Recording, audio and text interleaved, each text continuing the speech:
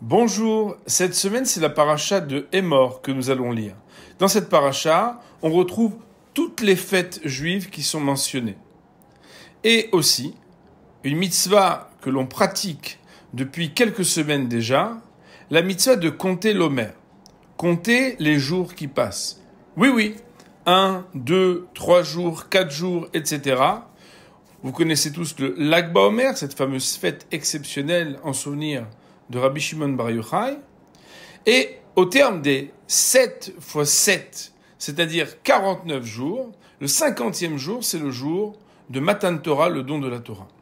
Depuis la sortie d'Égypte et jusqu'au don de la Torah, chacun d'entre nous a la mitzvah de compter le temps. Compter le temps, mais on n'est pas des enfants.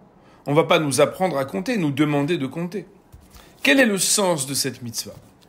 La réponse à cette question réside dans une approche un peu plus profonde de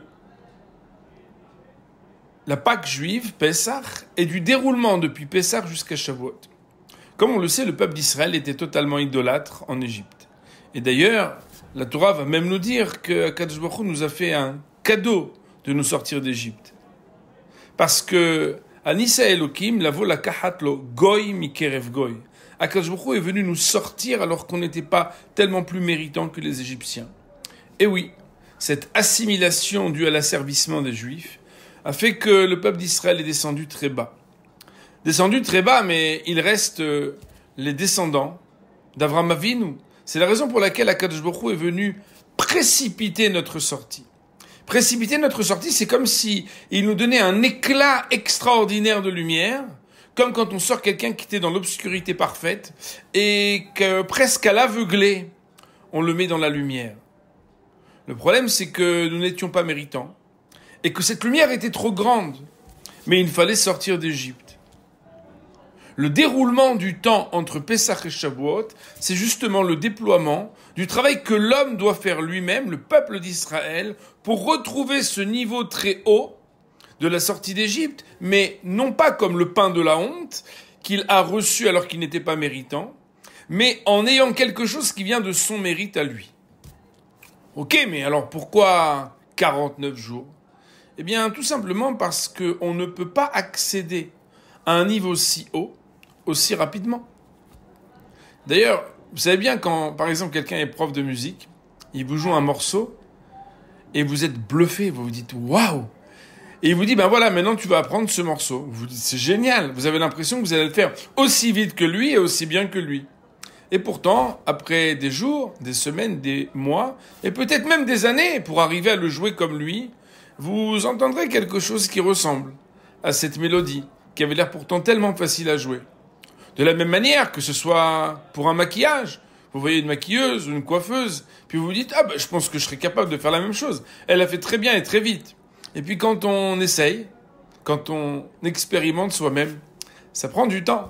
C'est la même chose dans un kata d'arts martiaux, c'est la même chose dans un problème de mathématiques, ou lorsqu'il est présenté, alors là on se dit « C'est formidable !»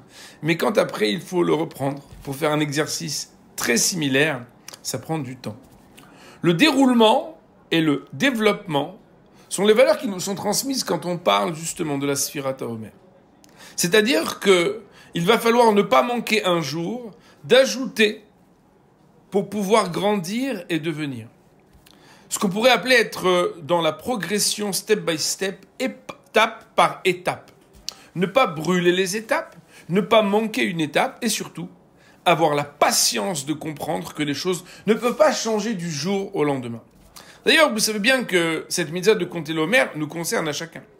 Dans une génération où on a des vidéos très très très courtes et où on vit l'instantané comme s'il était l'éternité, il faut savoir se donner le temps. Se donner le temps, qu'est-ce que ça veut dire? Ça veut dire que c'est vrai qu'on sort parfois de notre Égypte intérieure et on a l'impression que tout de suite on peut recevoir la Torah et rentrer en Israël. Pas du tout. Il va falloir prendre le temps, laisser le temps faire le travail, mais attention, on laisse le temps faire le travail si chaque jour compte, si chaque minute compte.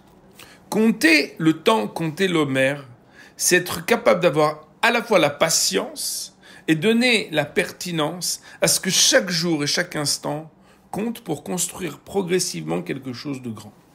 C'est la raison pour laquelle, bien, faut pas se mettre trop de pression et en même temps, il faut pas se laisser aller. Vivre dans l'instantané des réseaux sociaux où tout va très très très très très vite. On sait même pas si on n'a déjà pas répondu avant d'avoir reçu le message, mais en même temps, on sait bien que ce sont les paroles qui mettent un peu de temps à être réfléchies, pensées, élaborées et prononcées, qui ont une autre valeur et un autre goût. C'est la raison pour laquelle la Torah nous dit « Tu veux recevoir la Torah ? Il ne suffit pas de sortir précipitamment d'Égypte.